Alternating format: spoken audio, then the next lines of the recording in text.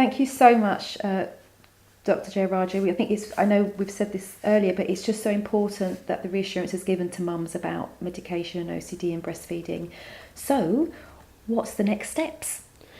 Well, awareness of OCD is increasing. Perinatal mental health, as we know, I'm sure a lot of people know, is a really big deal, and it's time to talk about it. And it's time to talk about it with your health professional and get the support you need. If it goes untreated, it can be so miserable for the person and their families to live with. But as I said before, it's great news that it's one of the most treatable mental health illnesses. It responds well to both talking therapies and medication, or a mix of both. The Twitter hour that we did, it gives us a new insight into the real struggles people are facing living with OCD. And it gives us an idea of how we can tailor mental health services to provide treatment that is realistic and achievable.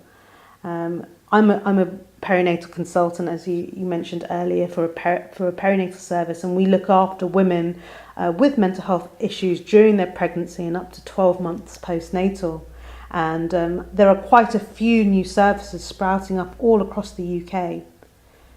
Another thing I think in terms of next steps is that connecting through things like this, like websites and social media, is a great way to share information.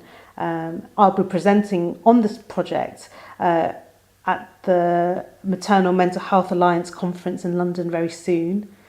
And we'll also be sharing our knowledge with health professionals. So I'm doing a lot of work, a lot of us consultants are, but I'm doing a lot of work with midwives, health visitors, social workers, family support workers, GPs, and any other professionals, so that there's much more awareness surrounding perinatal OCD. And that's really great to hear, because we have mums that approach us, and it will be reassuring to know that slowly we'll be able to ensure that all clinicians understand about this perinatal mental health problem. Absolutely, Maria. I think I wanted just to say one thing, just going back a little bit, talking about medications and breastfeeding. Now, one of the things I've spoken to a lot of women, and they say they go to their GP and they say that, they've heard about this, they heard that they can take medication, and that their doctor may just say, oh no, you're pregnant now, stop whatever you're taking. Has anyone ever said that to maternal OCD, Maria? We've had mums approach us very worried about taking it, and a lot of mixed messages, which is similar to what you're describing. Absolutely. So we need a very consistent message to our mums with perinatal OCD about A, it's treatable, B, it's CBT and or medication, and there are certain types that they can take, and that obsessional intrusive thoughts are just thoughts. Absolutely. And we need to be very, we all need to be very aware of that. Absolutely. I mean, one of the things I would say is that if you are, there will be a group of women who are already taking medication. They've had OCD in the past, and then they find out that they're pregnant. And then they get worried, or they may go to their doctors, and their doctors say, right, just stop everything that you're taking because you're now pregnant. We would not, as perinatal psychiatrists, we would not advise this. If you're on a medication and you find it helpful, and it's working for you and helping you with your OCD, it's better to be on something rather than nothing at all. So we would say to continue with the medication. Unfortunately, there is this myth that, it's and I put in quotes, I'm doing air quotes, but obviously you can't see it on a podcast, but there's this myth that it's better to stop everything, and nothing is better than something, but actually we know that this does more harm than good.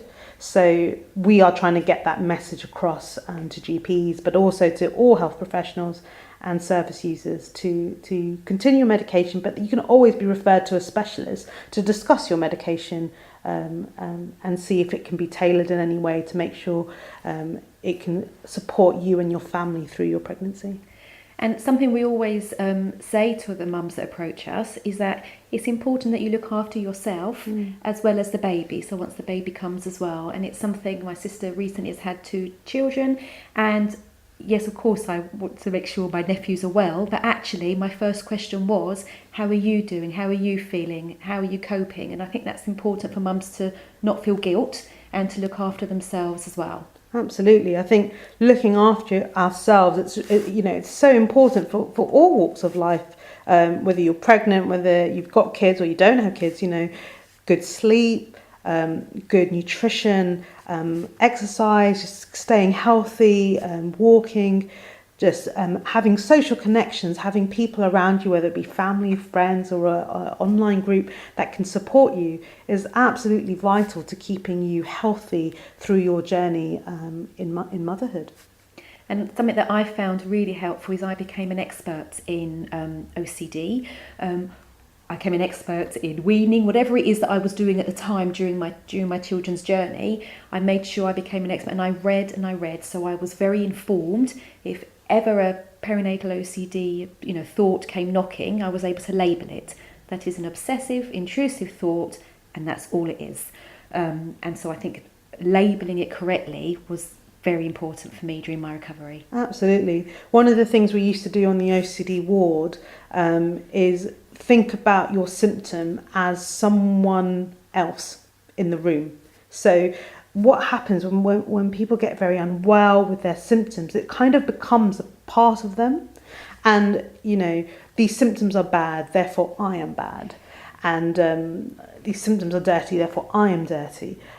Thoughts and feelings like that. So what we try and do is, I know it's really difficult in practice, but to try and separate yourself from the OCD. And as you said, Maria, is labeling that, saying, look, what this is an obsession. This is a thought. It's not me. It's something else. And we are tackling that together. Myself, my family, and my doctors. We are tackling to get rid of that person over there. Not attacking ourselves.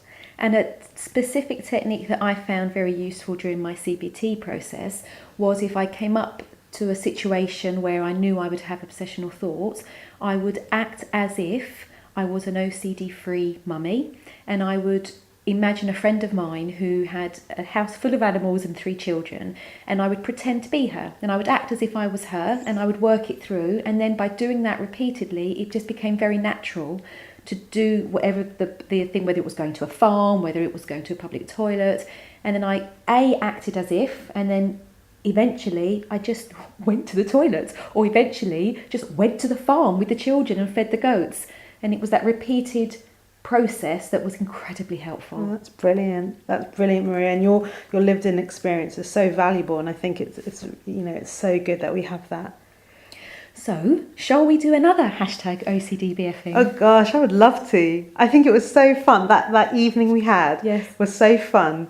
It was during National OCD Week, and I'd love to do it again.